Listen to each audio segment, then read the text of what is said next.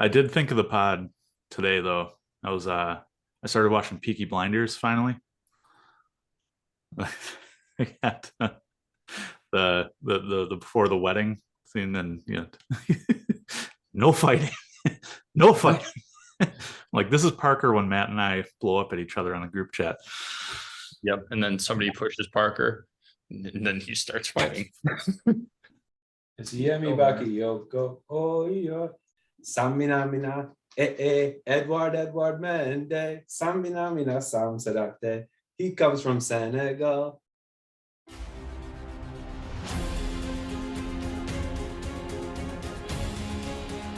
And I think going out and get Saul was the top transfer of the market for Chelsea.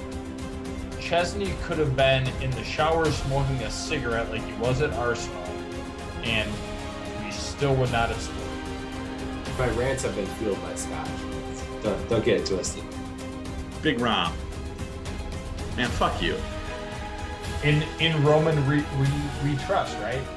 You and me are going to have a battle royale about Jorginho and diving.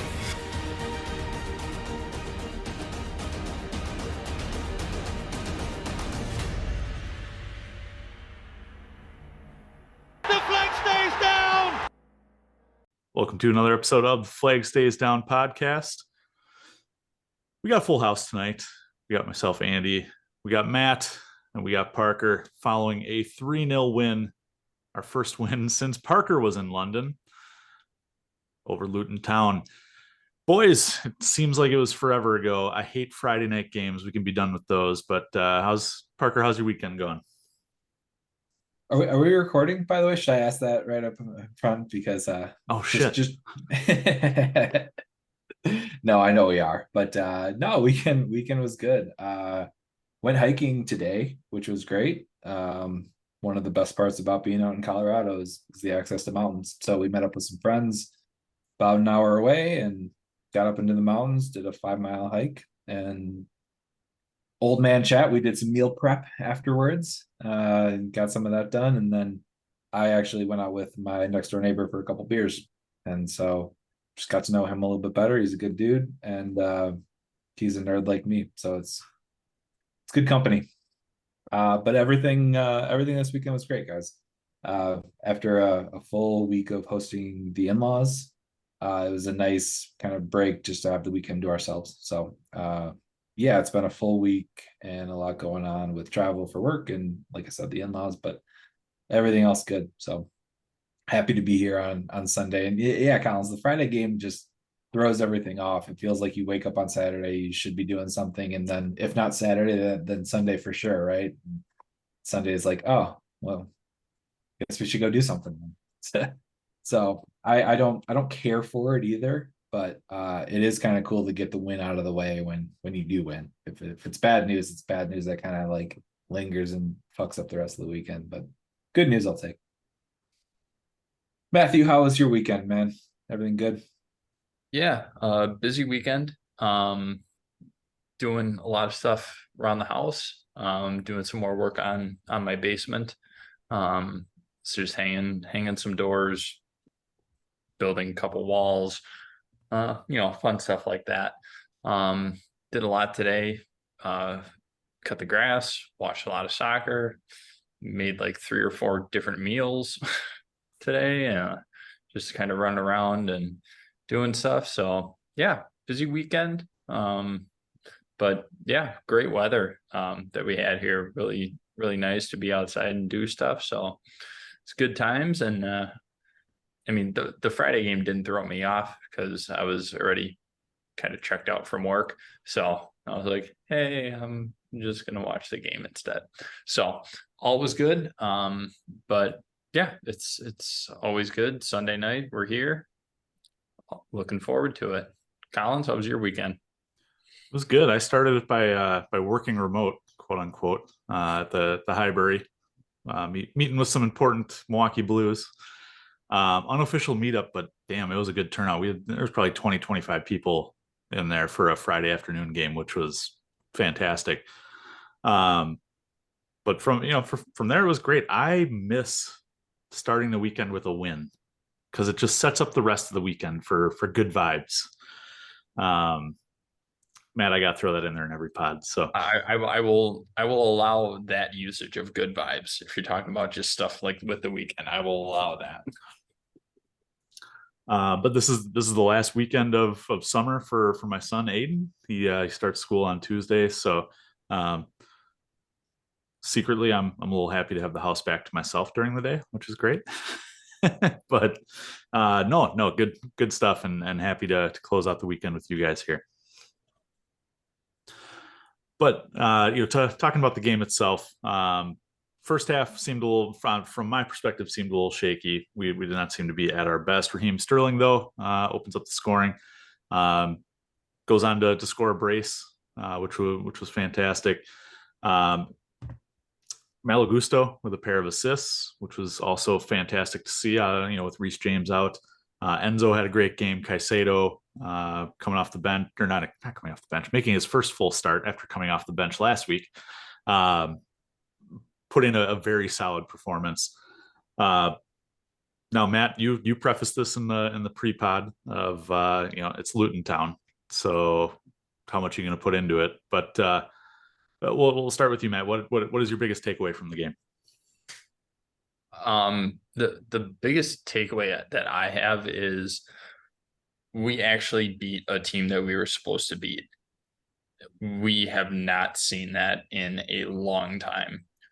And this is not even just including last season, but seasons prior. We always have a habit of dropping points to bottom half teams. And it was good to see, it wasn't the prettiest in the first half.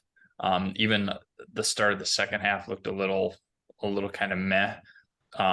But it's one of those things. Sometimes you have to win ugly, and we did. I don't think the scoreline is reflective of how we played. I'm a little worried that we pulled a classic Chelsea maneuver of the last 2 years. We scored too many goals in one game, and we're gonna go on a scoreless drought over the next 2 or 3. But hey, I'm here to see what happens. I like what I see out of this team, as far as the different pieces that we have kind of moving all together. Kind of most of the lineup has stayed the same, which I get. Other people have been slid around because of injuries, but you can start to see some of the cohesiveness coming together. So I'm excited for that. But my biggest takeaway is that we beat who we were supposed to beat. Yeah, my takeaway is slightly more negative. But it's a nice reminder of how kind of small the margins are in the Premier League, and that a team like Luton did give us some troubles, and they had some moments that scared me, and especially because we scored in the 17th minute. We didn't score that second until the 75th minute. That's a long time to just have that one goal cushion, and had Luton had a bit of fortune or something kind of go their way, it was one of those games where I could see it ending in a draw, a deserved win that turns into a 1-1 draw pretty quick. Obviously, that wasn't the script, so my message isn't completely negative here, but it reminded me of that we're still in a rebuild, and even against a team like Luton, that the margins are pretty tight still, and that there isn't. This wasn't the most comfortable 3-win I've ever seen in my life. It was a comfortable win, but I saw it going other ways too as I was watching it, and so happy we got that second, and then the third was the icing on the cake to kind of seal it in. But happy we were able to, like you said, Matt, do what we were supposed to do, take care of business, and get that second, get that third to really seal it shut, not let anything else in. I would have preferred that goal to come in the 32nd minute, selfishly, just to give my anxiety a break. It just. Yeah, you just see it happen, right? You see some of those plays develop, and some of those times, like against West Ham last week, they turn into goals. Like that Antonio goal came out of freaking nowhere, and he just buries it, and then that changes the game, right? That switches everything up. Had one of those gone for Luton, I could have seen it changing the flow and the the vibe of the game, but it didn't. So I'm happy with where we sat, but also recognizing still work to be done. Yeah, mine. Boy, I'm shocked here, boys. My takeaway is a lot more positive than your guys's. And Parker, to your point of narrow margins and it's a fine line between win, loss, and a draw. If anything, I'm taken aback by this performance because, Matt, as you said, this is not a guaranteed win at Chelsea in the last probably two-ish years. So to go out and score that goal, and in the first half with Raz, and then Raz to double it in the second half, Nicholas Jackson to get off the schneid in his third game, was just fantastic. But you look at around the Premier League this weekend, there's no gimmies, right? United went down 2-0 early to Nottingham Forest. City almost dropped points to Sheffield United. There were some other matches. I can't think of the other one off the top of my head. Oh, what was that? I think Arsenal drew. Yeah, Arsenal drew, and West Ham beat Brighton. Nearly relegated West Ham last year beat top 6 Brighton. So I came away very impressed with the performance from the boys. It was very clean overall performance, dominated possession, looked purposeful in attack. And again, getting Jackson off the schneid, I think, I could see a weight lifted off of his shoulders. Scoring in preseason is one thing, but when it comes to games that matter, it's something else. And we've seen strikers go through droughts to start their Chelsea career, thinking about Timo Werner, and then goes on to struggle. So I'm glad to see Jackson is being rewarded for the effort that he's putting in. But talking about the other goal scorer, Raheem Sterling. Matt, you're going to love this question. Is Raheem Sterling back? Fuck off. That's the only response that I have. I need to see more. It's been 2 games.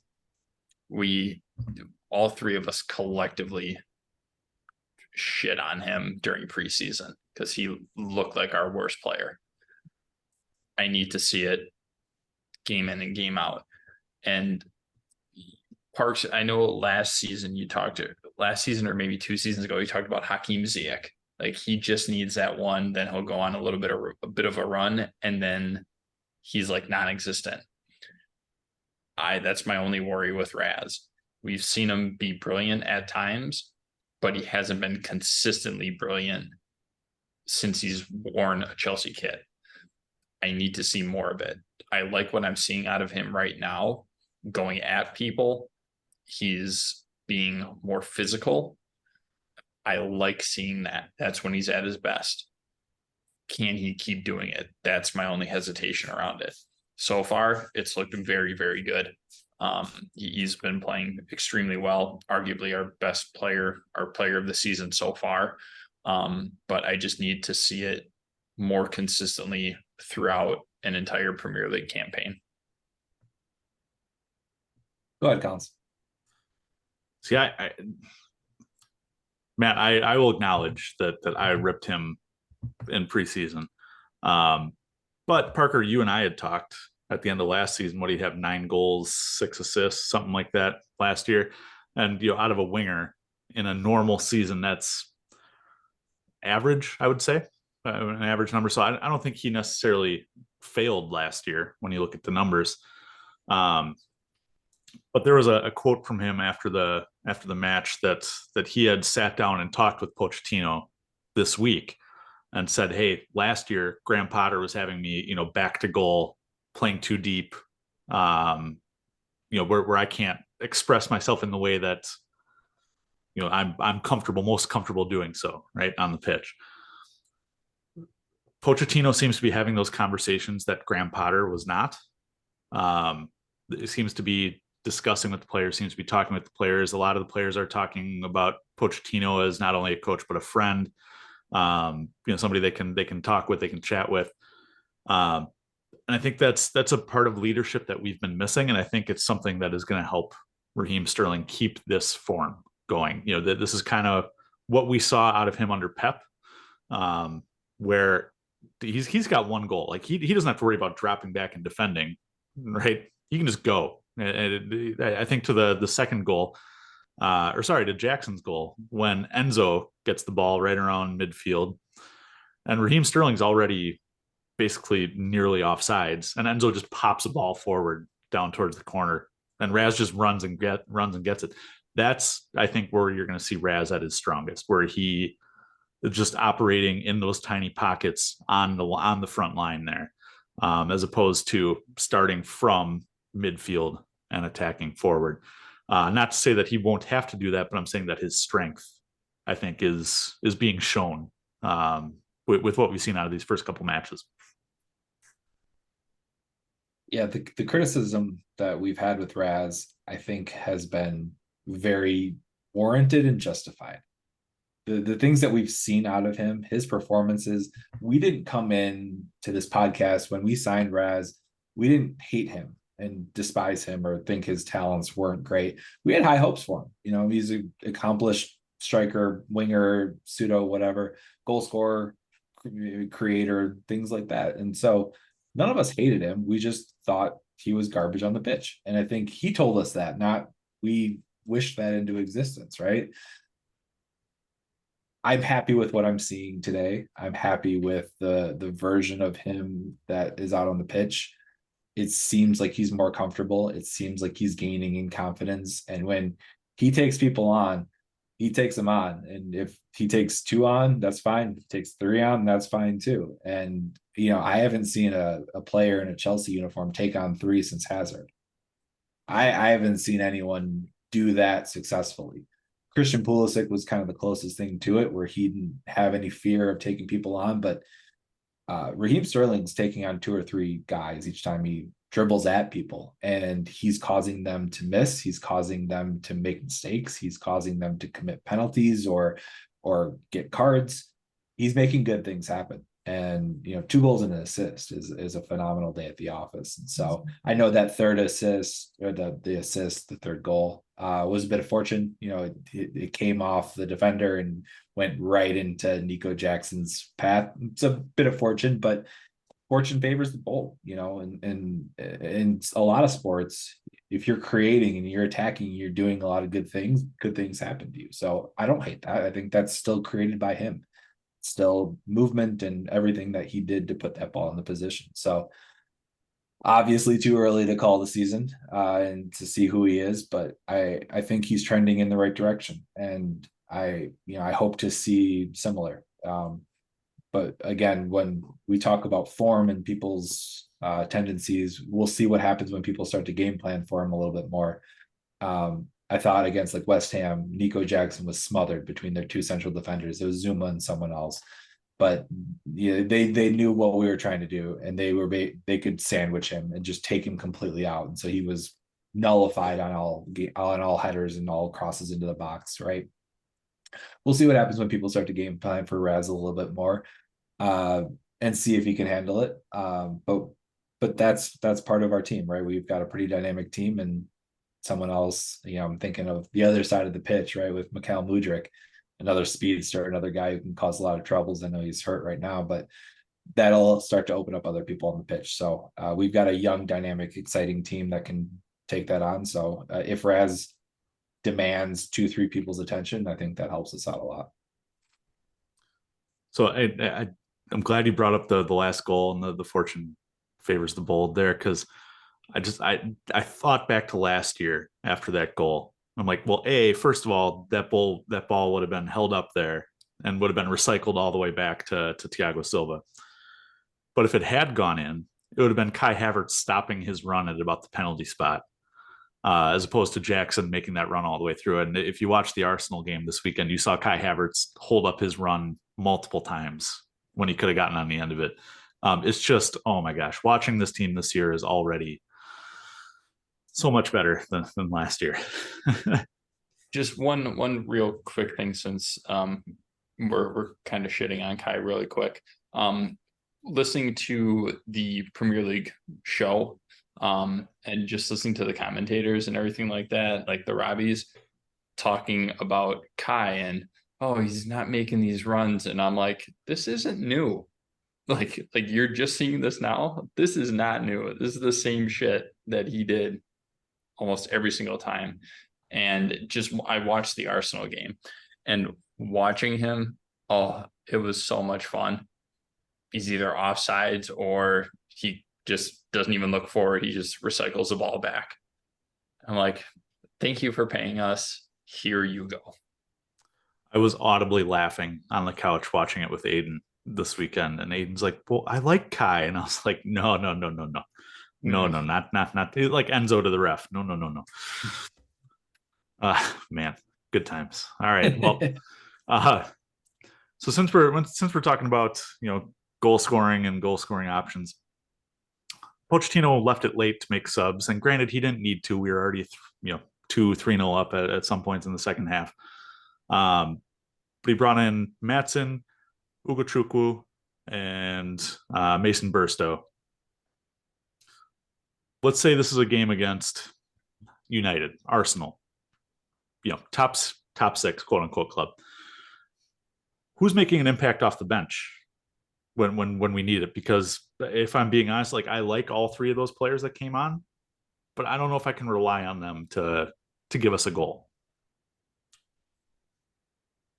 It's a tough one, man. I think to get a goal, we don't have a ton of depth, and I think you think to striker first of all for obviously getting goals, but we don't have a ton of depth at that position. The only player that I think right now that's not injured, I mentioned Mudryk earlier, hurt. So same with others. The only player I can think of that's really dynamic that really can help us out off the bench is Noni Madueke. But I think Ian Maatsen is kind of the sneaky understudy to that, where I think he has the ability to get into games. He just needs kind of that consistent run of games to get into. And I'm not sure he's going to see that, which is kind of the problem. And I hope he gets, I hope he comes in for Raz in the 70th minute of a game where he gets a good amount of time out on a wing where he can play. He kind of came into the game and he picked up an early yellow, and it just didn't seem like he really fit into the game, and the game was sort of already won at that point too. So, but I've liked what I saw out of Maatsen in preseason, so I think he's still dynamic enough to help make a difference. Yeah, the only person that comes to mind is Noni. Even in the match, was it West Ham? But he looked really good and promising. He was taking people on and creating chances.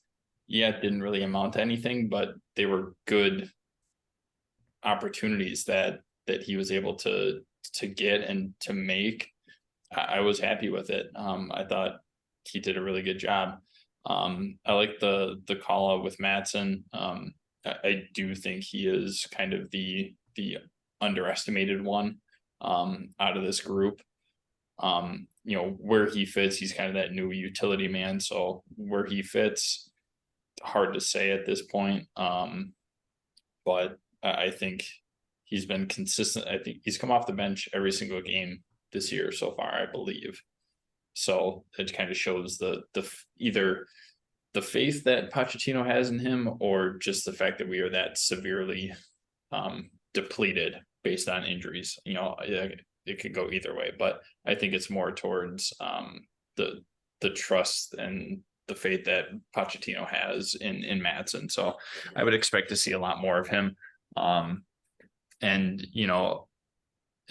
Collins, I know you're going to love this comment, but with Caicedo now into the fold, if you're looking for somebody off the bench, depending on what shakes out with the lineup, if Connor is on the bench, then he, I think, would be your guy that would be probably first or second to come in and try and make an impact there. Yeah, stole my thunder a little bit there, but a lot of my options are dependent on other things happening, right? Because I agree with you guys. I don't want to make it all straight Noni Madueke, because I think there's other options there as well.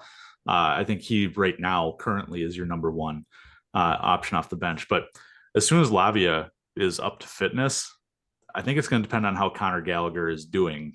If he continues playing well, I think you have to keep riding with him as a starter, which then, Lavia's got a nice little boot on him, maybe.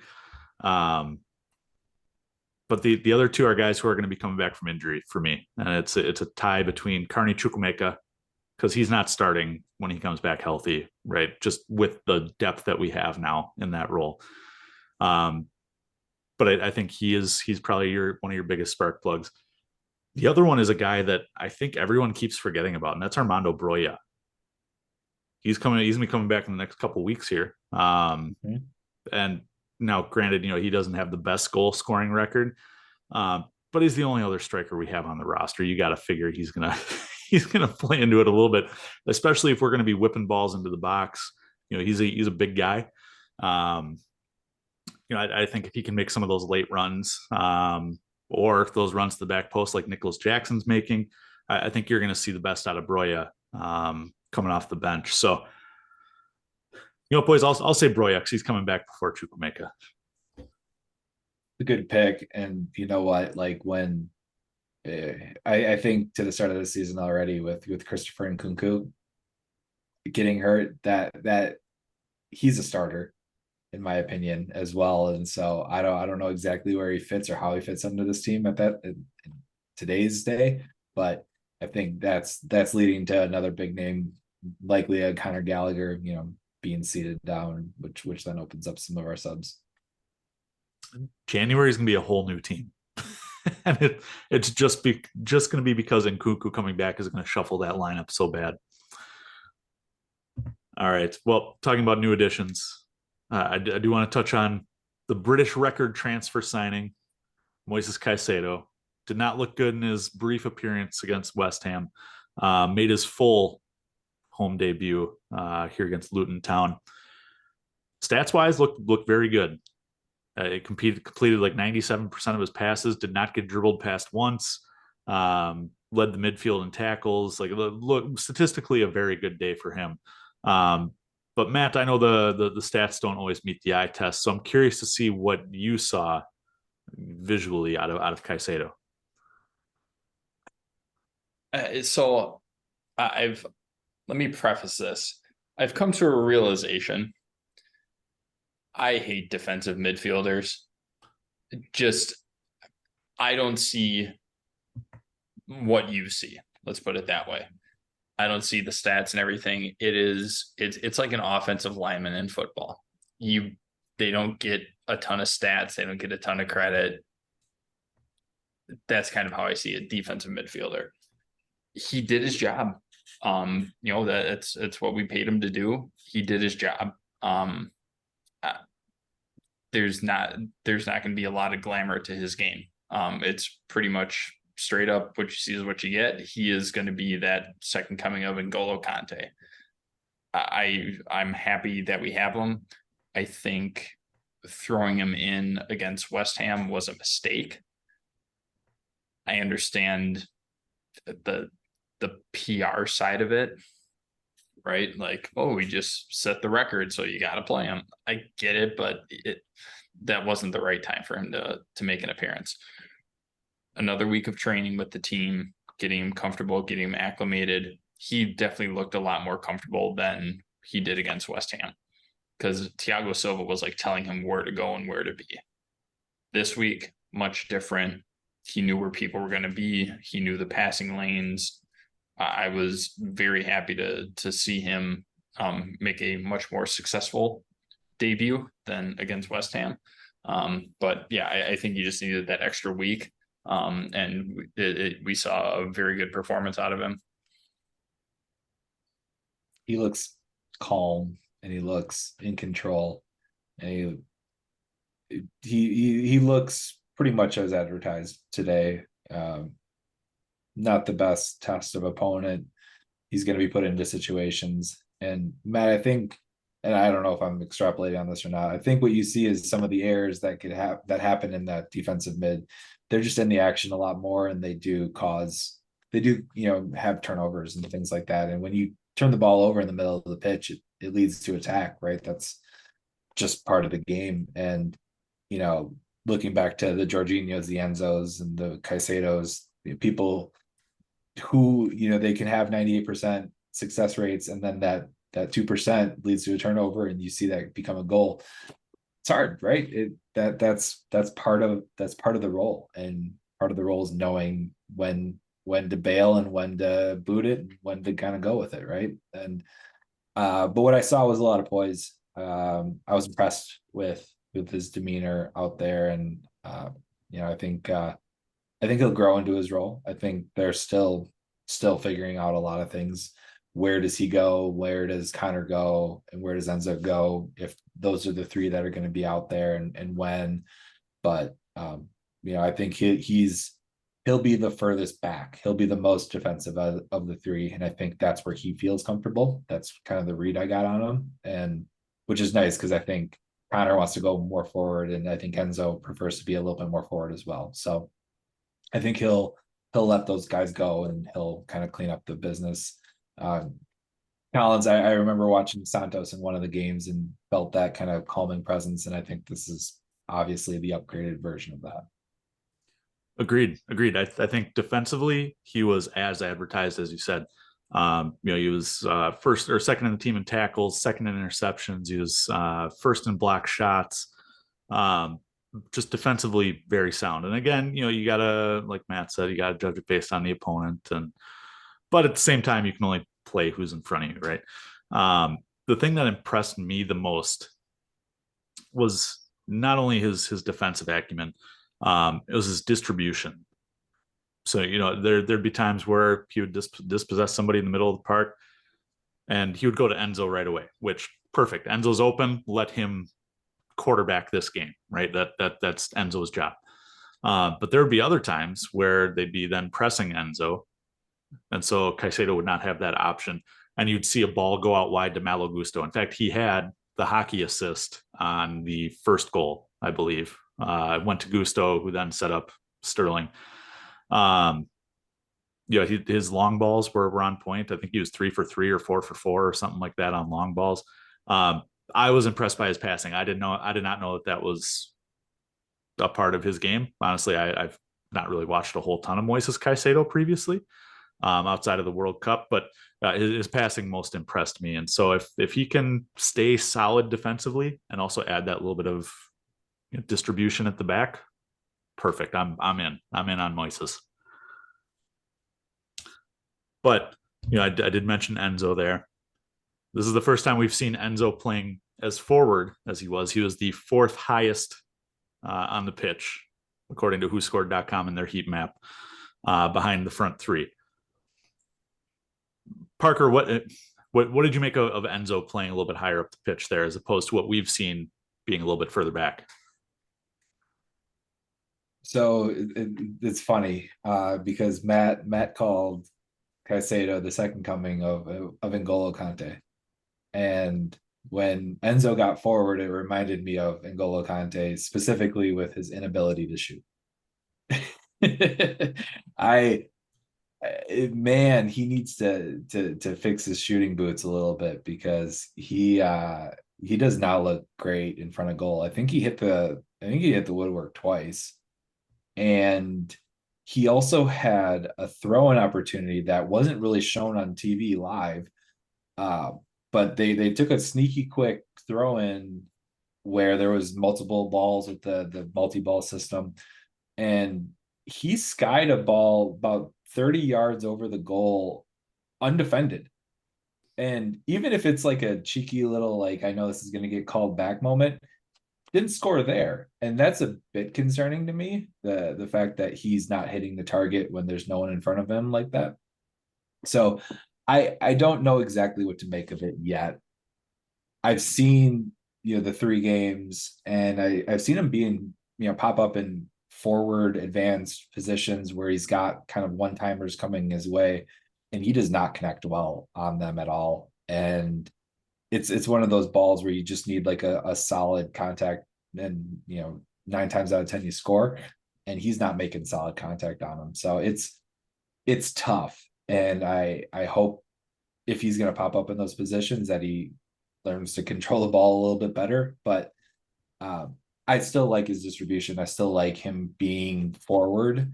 Maybe not that forward, but I guess we'll see. So who was in front of him? It was Nico, it was Sterling, and then who was the third furthest? Chilwell is the left winger. Chilwell, got it. I was looking at who scored, and they have Enzo listed as sort of like an attacking forward. So I'm just curious. So I'm not entirely sure, he needs to be that far forward, but I sort of see him playing sort of in a number 10-ish role, or letting still people be in front of him, but still being a distributor, not necessarily a scorer. I really thought you and I were going to disagree on this, but a lot of what you're saying, I agree with 100%. He's got to figure out the shooting. Chilwell said after the match, like, oh yeah, I got to work out. I'm gonna have shooting practice this week.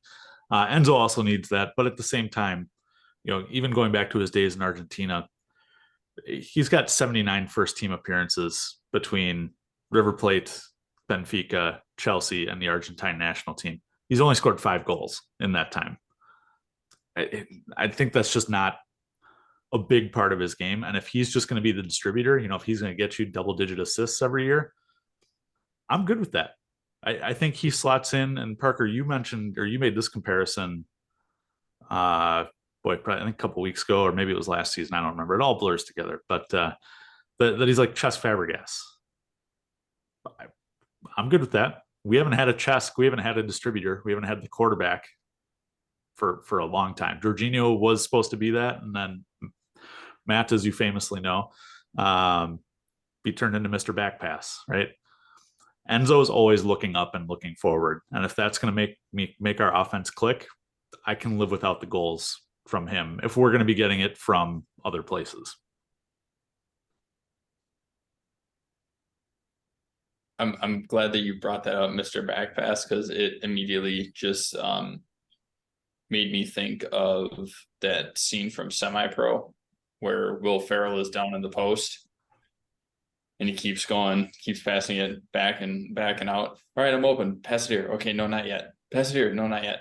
I feel like that was Jorginho. Just he would keep passing it back until he was ready to turn. Be like, I don't need the ball yet. Okay, pass it back. Wait, not yet. Sorry, that just made me think of that. I agree. Enzo's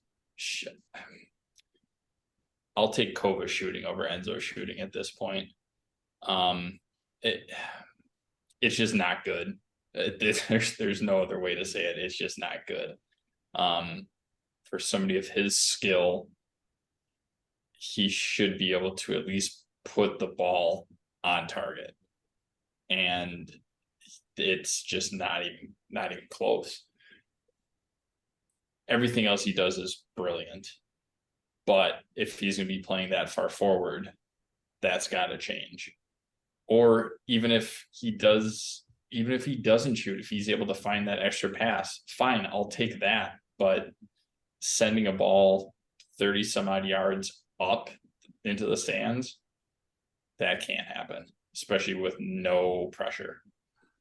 Could it be a confidence thing though? Could it be like, I mentioned Nicholas Jackson, several other, Chelsea forwards attacking mids in the past where, you don't score for your first couple matches and all of a sudden that's just on your mind, right? You kind of get the yips, right? In front goal. What is he paid to be a scorer? I don't think he is. Well, no, I don't think he is either, but I'm saying, in his 21 matches at Chelsea, he has yet to score. Do you think that kind of weighs on his mind in front of goal? I don't think it does. Have you tried getting a read on him during the game? I don't know what he's thinking. He is like the most, I don't want to say stone-faced, but his emotional range is zero. Like it doesn't change. When he missed that pen, blank, just absolutely blank stare, didn't change, didn't smile, didn't yell, nothing. I can't get a read on Enzo, so I have no idea if it's a confidence thing or not.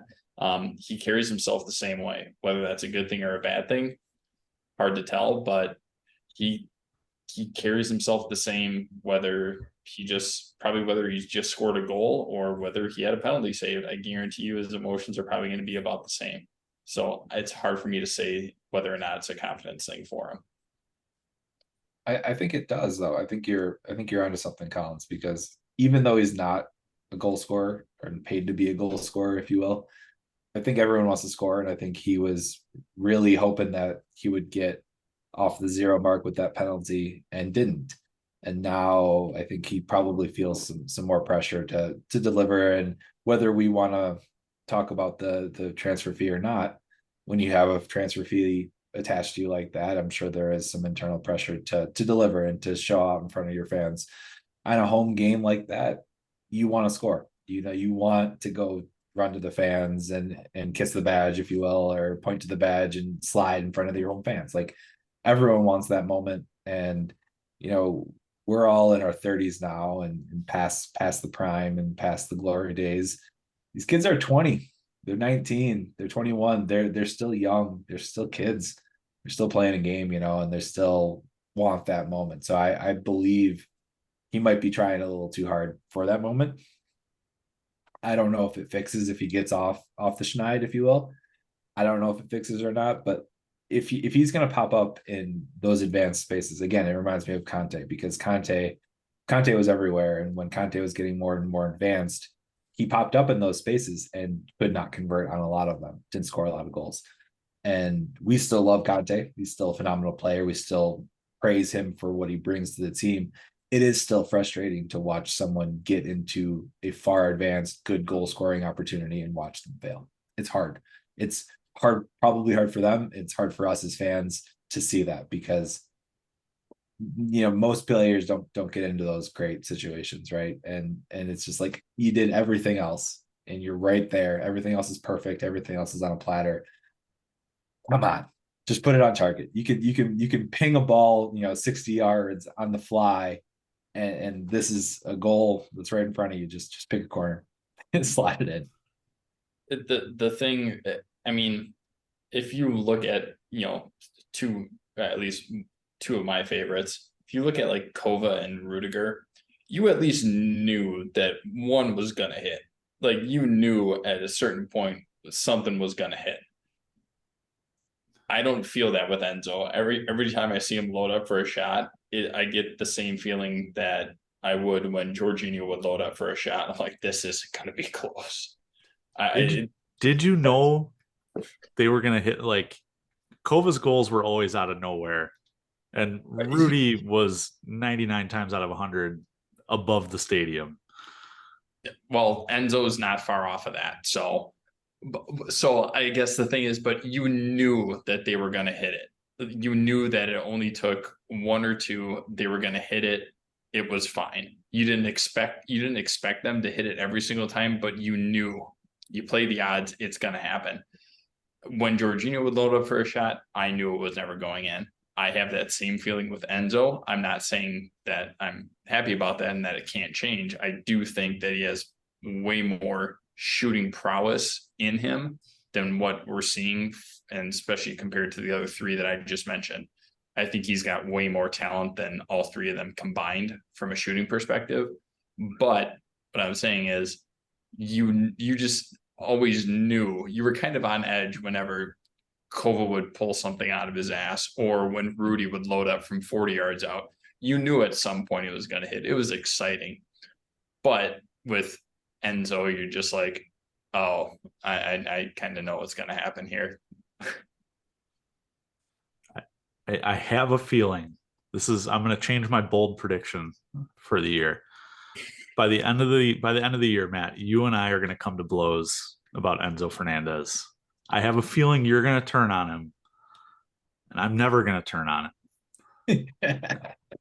You'll turn around on him. I know that, but that's a different story. Well, yeah, that's already on record. Like, yeah. we're good there. So I could see it happening. I don't want it to happen. I could see it, but again, I think that's just that majority of that is going to boil down to my lack of I guess, understanding or my lack of, I would say, compassion for that position. I think that's kind of more what it would boil down to. Not necessarily as a player, but just that as a whole. Lack of appreciation, if you will. Thank you. But I think Enzo's going to score more goals than Rudy and Kova and non-penalty Jorginho goals combined. In this season? No, Okay. not like their all-time versus this season, but but over the course of an equal amount of time, yeah. Yeah, I would agree with that. I do think that there is a greater likelihood of that happening. So he was close. He hit the woodwork twice on Friday. So I mean he's coming close. The ones, as I beat the dead horse, the ones that bother me are the uncontested just sky balls that just give me a lot of cause for worry. But Rudy and Kovacic had similar sky balls too. So there is hope. Now I'm curious what that number has to be.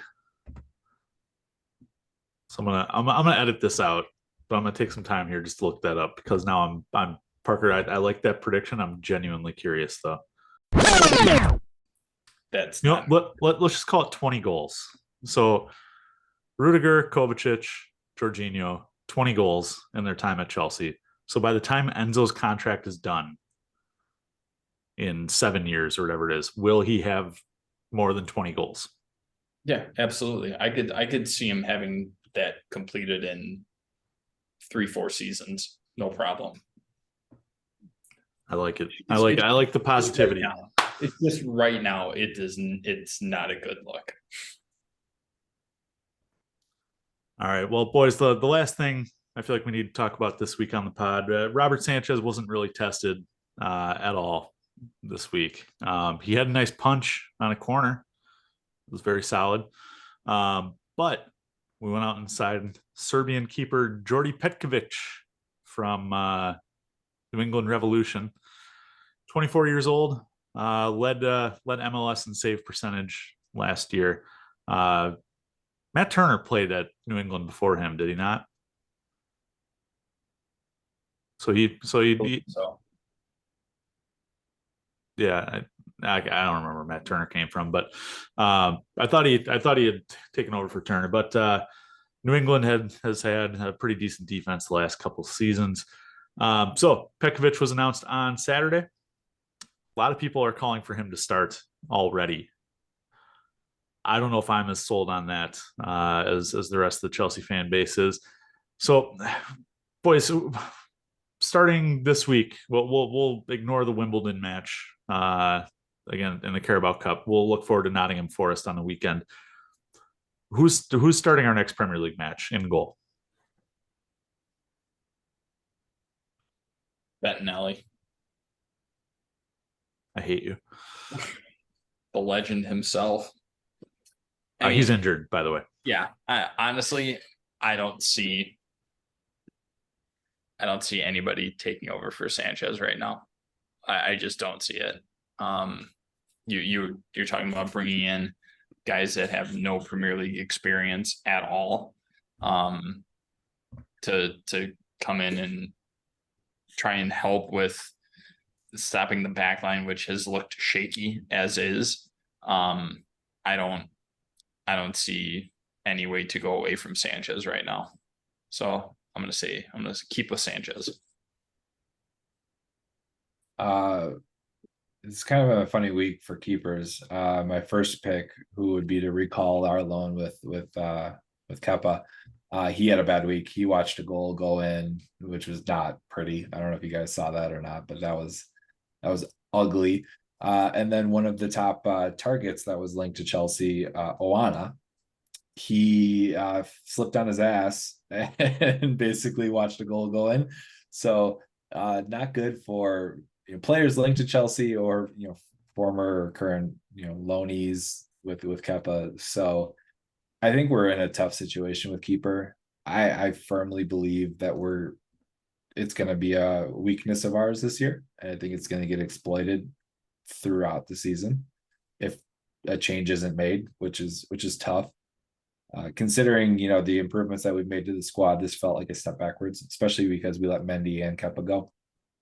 So, Matt, I think you're spot on. I think until, I think goalies are hot hands, and until Sanchez really does get exploited, I don't think anyone else gets a shot. And I think the Premier League is a different animal. And as talented as keepers are, we talk about Pekovic coming in.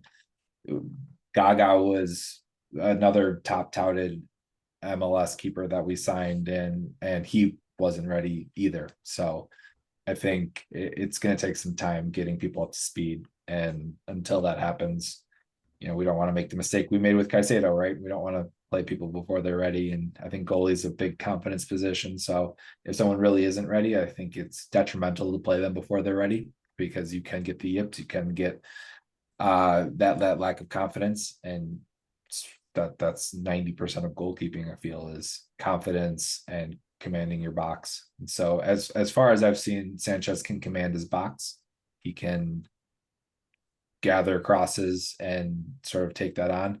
The shot that he faced, that he kind of like half swatted and then caught, kind of scared me, to be honest. I thought he was going to miss it. And the fact that he didn't just grab that ball kind of shocked me a little bit. But I am not a keeper. I am not a goalie at that level, and his coaches may have been just completely fine with that. But goalie is a tough position for the three of us to evaluate, I feel. And Sanchez has been fine thus far. In the limited action he's seen, I feel like he's been fine. And until I see something different, I'll call it as that.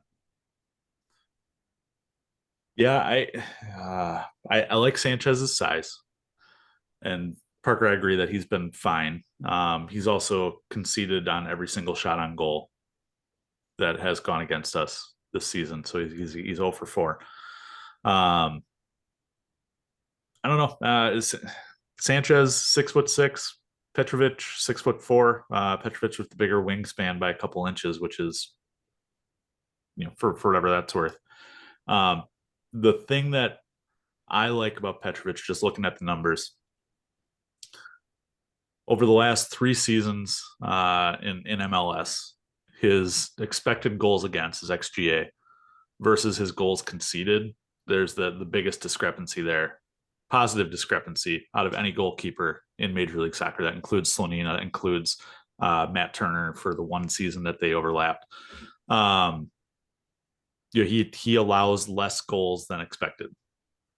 To put in simple terms, that sounds great. I enjoy that. Robert Sanchez over his career, now granted this is in the Premier League, it is very, very close on his XGA versus his actual goals conceded. It's within a couple of points. So how much does MLS transfer over? How much does being a keeper, translate from league to league? I don't know. I would like to see Petrovic. It'd be nice if he was up to speed for this Wimbledon match, so we could at least see him. But I don't think he will be ready. So I think it's going to be Sanchez until he costs us a game. And then I think a switch will be made. I don't think you bring in, what do we have? 5 keepers now, if you count Slonina. I don't think you bring in a 5th keeper for 15 million pounds to ride the bench a whole ton. And Matt, I know you're going to say I said the same thing about Cucurella at left back, but we also did give Cucurella a shot starting at left back. So we didn't pay for him to come and ride the bench. We paid for him to come and fail as a starter, right? So I think Petrovic will get his shot. I'm just not sure when it's coming.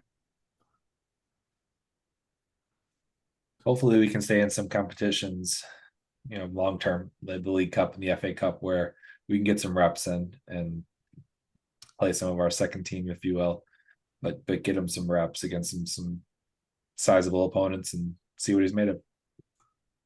Yeah, I will say it's been nice not getting drawn against Manchester City in our first match this year. gives you a little hope, right? Wait till the second round. Fuck off. There's always that. All right, well, boys, that pushes us up against the hour here. Any closing thoughts before we head into a 2-match week? There are not going to be many 2-match weeks, this year with the schedule, but looking forward to it. And yeah, the fact that I saw the last home win back in March against Dortmund is shocking, and I feel for the home fans that went there time in and time out and finally got to see a win. So I think this season brings a lot of hope for our squad, and I'm happy that the fans that go there in and out got to see the win. I'm happy for the young guys who got to feel what that feels like. A win at Stamford Bridge is something that a lot of this team hasn't felt yet. People were talking about Enzo. It's something that Enzo barely felt since he's been signed, and he was signed in summer. He's barely felt a win at Stamford Bridge. And so to get a taste of that so that they can understand what that feels like and move forward on that and get used to that feeling, because good things are coming if you keep building it. We got 3 points. We're out of 12th. I think we were 14th going into the match against Luton Town, actually. All right. Well, on that note,